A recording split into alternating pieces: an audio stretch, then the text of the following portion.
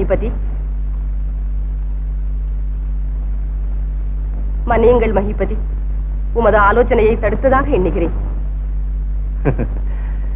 இலட்சியம் சித்திக்க தர்ம சாதனைக்காக அர்ப்பணிக்கப்பட்ட ஜீவிதங்களுக்கு கணத்திற்கு கணம் ஆலோசனைகள் தப்பாது மகாராணி.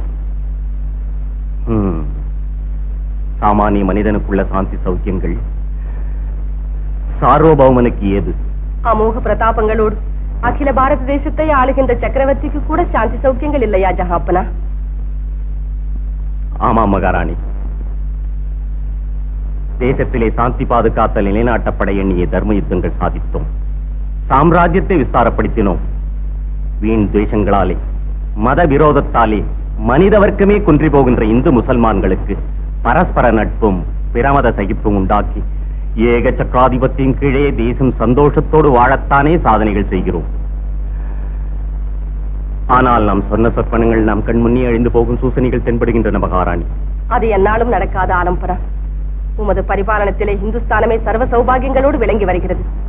மனித வர்க்கத்தின் மேன்மைக்காக நீங்கள் செய்கிறதெல்லாம் தவறாமல் பலனடைந்தே தீரும். அல்லாஹ் அனுக்கிரகம்.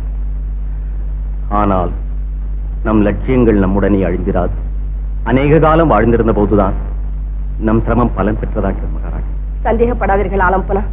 உமது ஜீவித லட்சியங்களை குமாரர்கள் நிலையாக நிற்கச் செய்கிறார்கள். அந்த லட்சிய ஜோதியை நமக்கு தென்பட காணும் மகாராணி. நமக்கு பிறகு சிம்மாசனத்தில் உட்கார்ந்து கொள்ள வேண்டிய சலீம் நம் மனவேதனை கொஞ்சமாயிலும் அர்த்தம் செய்து கொண்டுள்ளானா? நம் முயற்சிகளுக்கு சகாயம் அளித்திருக்கிறானா? இல்லை. அவனுக்கு அந்த ஸ்ரத்தை ஆர்வம் அடியோடு இல்லை. என்னை மன்னியுங்கள் ஆலம்பனா. சலீம் உம்மை தெய்வ சமானம் என்றே பாவிக்கிறான். உம் சாசனங்களை சிறமேல் தாங்கிடுவான்.